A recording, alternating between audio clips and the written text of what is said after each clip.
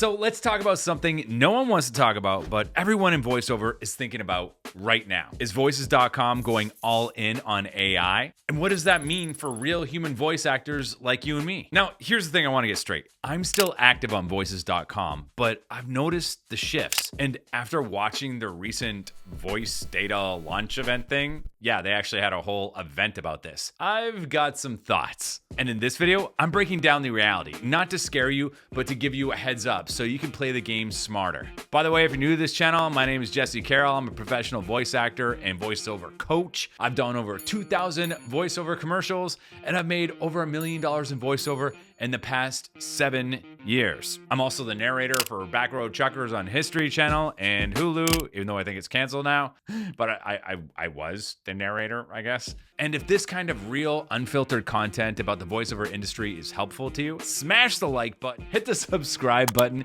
and ring the notification bell. All right, let's cut through the BS and talk about what Voices is actually doing right now. They are leaning heavy into AI data sets, and I mean heavy, like super heavy. Okay, maybe not that heavy, Perush.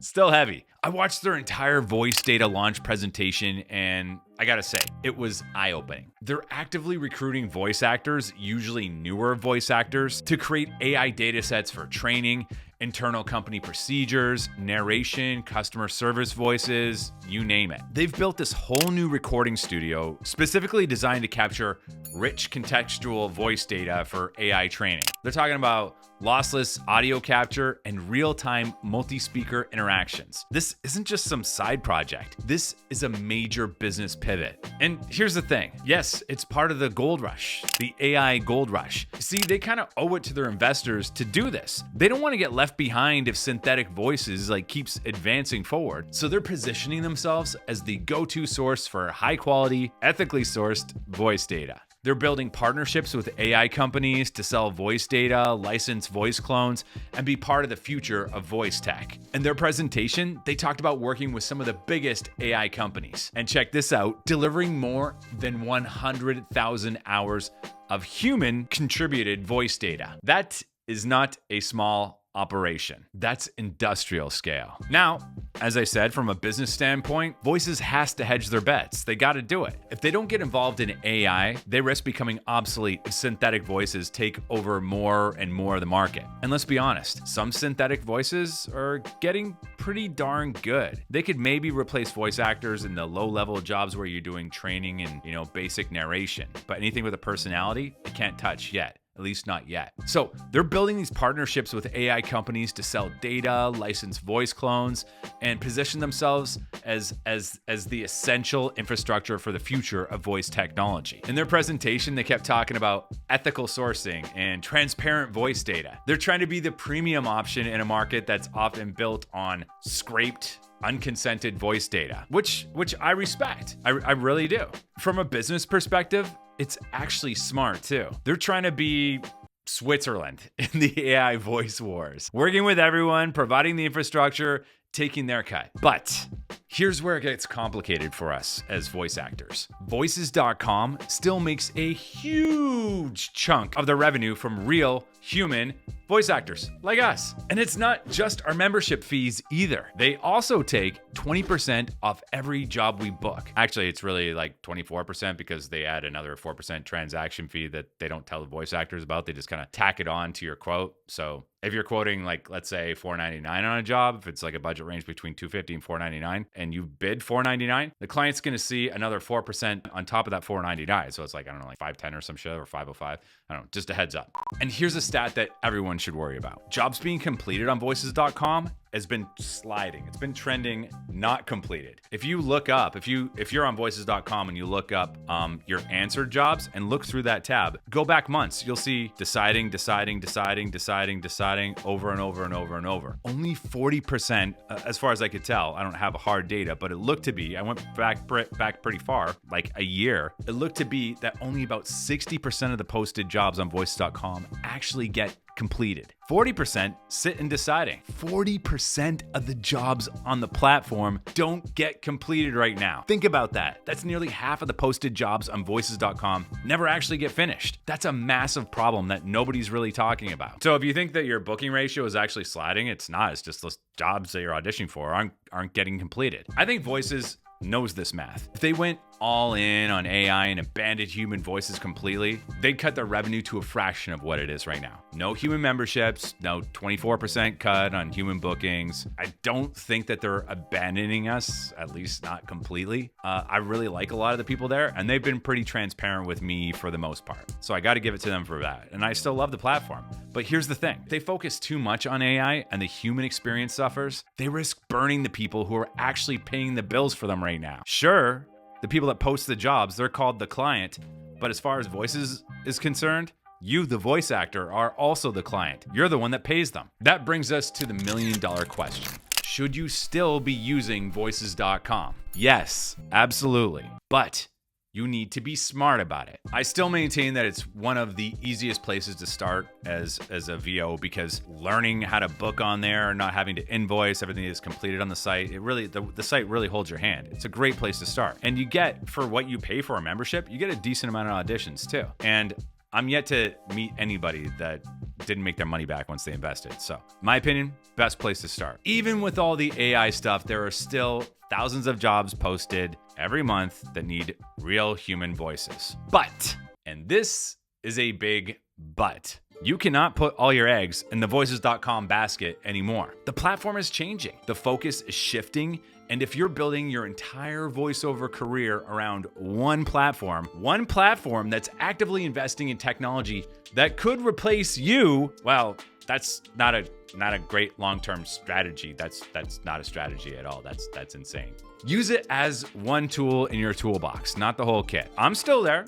I'm not leaving. I'm still booking jobs. I'm still recommending them. I still think that you should start there. But for me, it's maybe like 30% of my business now, not 80% like it was way back when I started, and it's trending downward. So you'd be smart to be careful with that platform and not to invest just in it. It's just a tool in your belt. You have to diversify. So where do you diversify? Okay, now let's talk about the alternatives, because this is important. Voice123, my favorite platform, isn't going as hard into AI right now. They do have an AI checkbox option on some jobs, and you can do AI, you can bring your own AI model if you want, but they're not pivoting into becoming an AI company like Voices seems to be. Voice123 is still very viable, especially if you're paying for the top tier memberships and you're treating it not as a place to audition, not just a place to audition, but as a place to build your client list. Because unlike voices.com, on Voice123, you can keep in touch with your clients off platform. That's where you work with them. You can add them to your social media. You can add them to your mail outs, direct marketing. You can phone them. You can call them up on the phone if you want. Hey, what's going on, Bob? How you doing? Loved working with you. I just wanted to call and just ask, how you doing? How's your mother? And don't ask how anybody's mom is. But you know what I'm saying?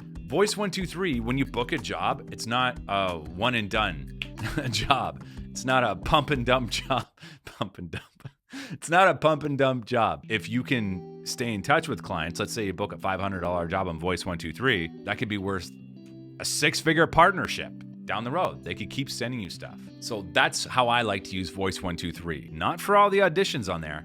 Every time I book an audition, I get to add somebody to my client list. And people can reach out direct to you, and they do all the time, and just offer you gigs if you got great demos and they're tagged properly. If you want to know more about how to tag your demos properly and how to set up your profile on Voice123 and voices.com for success, check the links below. Join VoiceOver School. We literally give you the cheat code. Now, Bidalgo, VO Planet. These are excellent platforms run by great people, but let's be honest, the volume just isn't there right now. Some folks might disagree with me on this, and hey, if you think I'm wrong, hit me in the comments. But from what I see, the job flow just isn't consistent enough to rely on it. You know, it's just not there yet. They need to develop their sales platform. They need salespeople. I don't use VO Planet and Bidalgo much. Every now and then I'll audition for something on VO Planet. If something good comes through, I have a membership, but I don't think it's that viable. My personal opinion. Bidalgo, yeah, I wish they had more jobs. So what's the smart play? Use voices.com for what it's good for. Volume. entry-level ease. Use Voice123 for high-level client building. Buy the highest plan that you can afford if you're serious about it. Minimum $888. But here's the key. You want to treat these platforms like sales funnels. You can't really do that with Voices.com, but you can with Voice123. With Voices.com, you still want to stay in touch with your clients and make sure that you're top of mind for them, but you just have to do it a little bit differently. You got to use their clunky messaging system to keep in contact with the clients that you've had in the past. Just send a message out to them once a month or once every other month. Just don't be annoying. Don't ask them for a job. Just ask them how they're doing. There's a lot of different ways. And if you want to learn more about how to stay in touch with your clients, check the links below. VoiceOver School will literally tell you how to do it. So, what should you actually do? Here is my recommendation. Keep using Voices.com, but diversify hard. Start building direct client relationships. This is crucial. Every job you book through a platform should be an opportunity to build a relationship that can exist outside of the platform, except Voices.com. You can't do it there. But if you're on Voice123, maybe you're on Bidalgo, maybe you're on VoPlanet, make sure you keep in touch with them. On Voices.com, you're just gonna have to message them through the platform. That's the way it is, or you break the terms of service and they kick you off. Definitely don't hunt them down on social media and add them. Do not do that. Do not track down your Voices.com clients off platform. You'll get in trouble and you'll get kicked off the site, and I would never tell you to do that. Anyway, the best way to build your client list is through Voice123. Use it specifically at the highest membership level to build your client list and start making sure that you don't let your clients go. Just grab one of them. Come here, you little fucker. Never letting you go. Grab those clients. Never let them go. Death grip them. Have a website so people can find you. That's essential. That's voiceover marketing 101. You need a professional online presence that you control, not a pay-to-play site. Reach out to clients that you've already worked with regularly. Stay top of mind. Send them updates. Check in on their projects. Let them know that you are alive and available. Have a LinkedIn presence. Have a social media presence. Start building that personal brand outside of the platforms and make it a human brand. You know, as the world gets more and more just, oh my God, just riddled with AI everywhere you look, people are going to get sick of it. There's going to be AI content everywhere. No one's going to want to stream anymore. You're going to get sick of social media. People are just going to get burnt out from AI and content, and they're not going to know what's real. So they're going to want to deal with a person, build a human brand. That's how you beat the machines. And here's the thing. I still maintain the best form of marketing is always going to be auditioning. So you need to figure out, aside from doing all your marketing, staying in touch with clients, you need to figure out how to get 50 to 60 auditions a day. And if you don't know how to do that, then join my community, VoiceOver School. Links below and I'll tell you how to do it. Shameless plug. And again, once you book a client, don't just deliver the job and disappear. No pumping and dumping. Follow up. Market to them. Stay top of mind. I know I keep saying this over and over, but I can't stress it enough. Send them a quick email every few months, or better yet, every month. Hey, just checking in. Hope your campaign went well. If you need any more voice work, I'm here. Don't send it like that. Send a better one. But use ChatGPT to help you out. Or again, VoiceOver School will tell you what to do. Build a simple email list of past clients and send them updates about your availability, new demos, or just friendly check-ins, or International Friendship Day, International Client Day, International Concrete Roads Day. There's a day for everything. There's an excuse to reach out. Most voice actors treat every job like a one-night stand. Don't let that be you. The smart ones build relationships that last for years. I've got clients I booked with like back in the beginning, like 7+ years ago, who still hire me regularly because I stayed in touch with them. That's the difference between a freelancer and a business owner. I got a buddy, Mar, who sends clients a bottle of wine for jobs that he books with them, like over $500. Every time. He sends out Christmas cards to all his clients. Are you doing that? Physical ones. I know this is a lot. People hate hearing about AI, but this wasn't about fear. It's about awareness. Voices.com is changing. The industry is changing. AI is a part of that change, whether you like it or not. But here's what I know after 7 years in this business. The voice actors who adapt, survive, and thrive. The ones who ignore change get left behind. If you adapt, you'll be fine. If you ignore what's happening and keep doing the same things you've always done, you're gonna struggle. The future is about being versatile, building your own client base, and using platforms like Voices.com as just one stream, not the whole ocean. There's an ocean out there. Learn to swim in it. The voice actors who are crushing it right now aren't the ones complaining about AI or platform changes.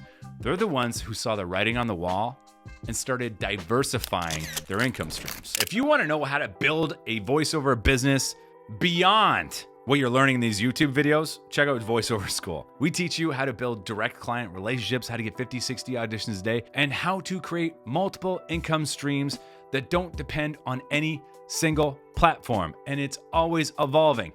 And we also give you a kick in the pants on a daily basis. You cannot be in my community without me pushing you beyond your comfort zone. Join with caution. The link's in the description. And also, what do you guys think about this? What do you think about AI and the VO world right now? Drop it in the comments. I want to know below. Are you still using voices.com? Have you started diversifying? Did you see the data presentation, the datasets presentation? What did you think about it? Let me know in the comments. If this video was helpful to you, hit the like button, hit the subscribe button, hit the notification bell, send this to somebody who would benefit from it, put it in another Facebook group, especially the angry ones, and above all, don't quit, adapt. Goodbye. See you in the next one. Peace.